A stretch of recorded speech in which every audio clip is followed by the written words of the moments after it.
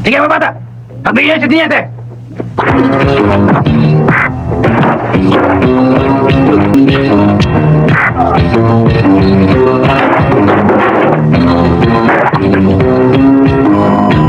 Bobo ka.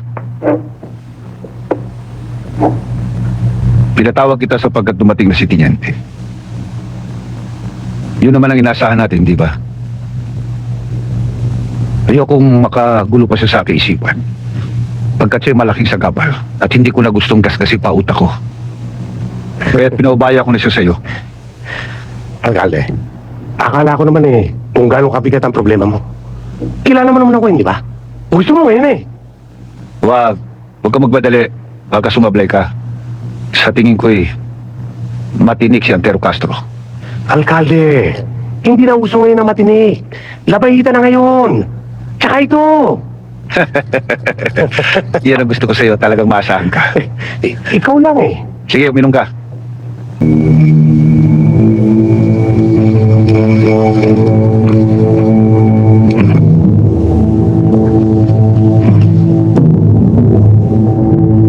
Pare, ginagabi ka ata ng Tondo Pastol.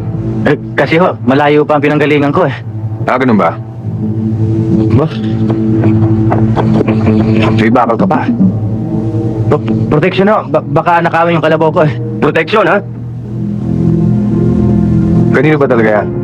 Takin mo talaga. Sarge, sa kanya daw. Kanino talaga yun? Takin mo talaga. Kayo, ha?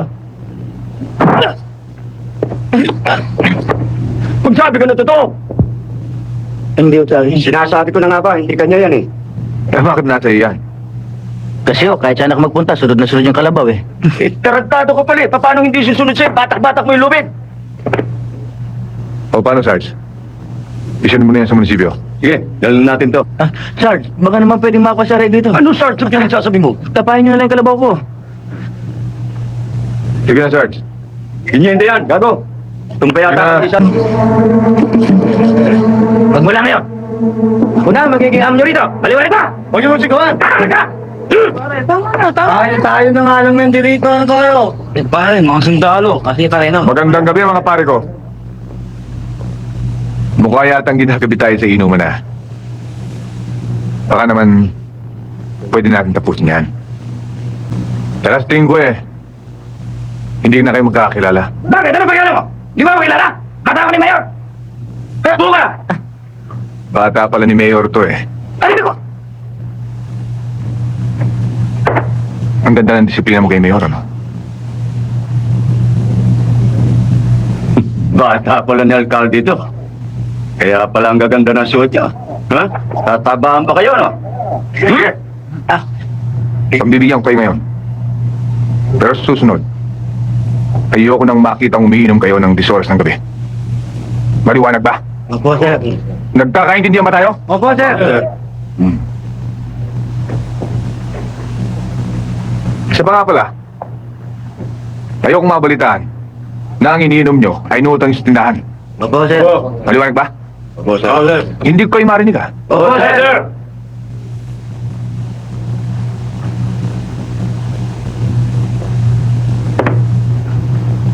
Kumusta mo kay Mayor, ha? Ano tayong siguiente? Pinatawag ko kayo. Dahil inutusan ako rito ni Alvaro. Ano bang nangyari sa koleksyon ninyo? Tumihina yata. Walang hanap buhay ang mga tao roon. Walang kita, walang kwarta. Wala. Walang kita. Walang kita, walang kwarta. Hindi obligan ng mga mananaya. O paano? Obligan nyo. Gamitan yung silso. O ikaw, hindi ka makapagsalita. Ikaw. Gamitan nyo. Tama yun. Nakita mo, nalisa nga yan dito siya. Gamitan nyo ng silso. Sabihin nyo, lakihan lang taya para malaki rin ang tamaan lang. Kung hindi nyo gagawin yan, pananagutan ninyo kay Alvaro. Hindi nga namin gagawin. Uminom na kayo. At ako nang bahala magpalo at magpaalala.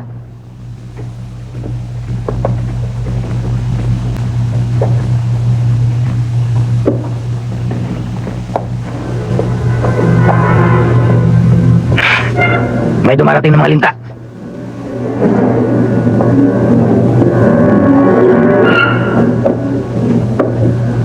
Mukhang nagkakasiyahan tayo, mga pare. Hindi niyo ba alam na pinapabawal kong uminom sa oras ng gabi? Lalo na sa tabi ng kalye. Ikaw lang naman ang may utos yan. Wala namang pinagbabawal si alkalde na bawal uminom sa kalye. Kung walang pinagbabawal si alkalde, ako mayroon.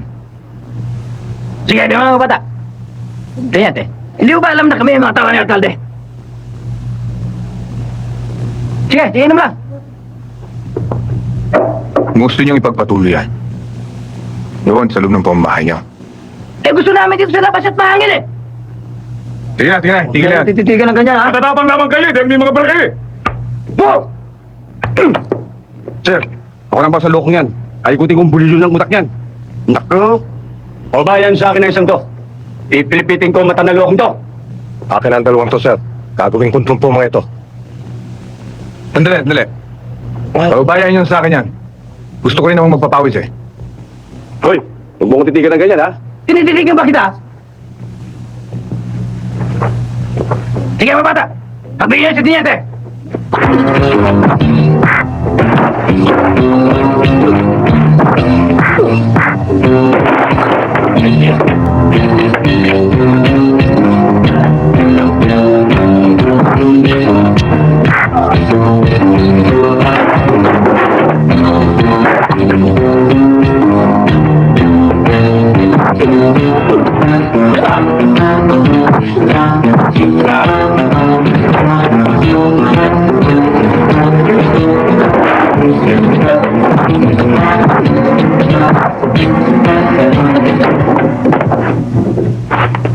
O ano?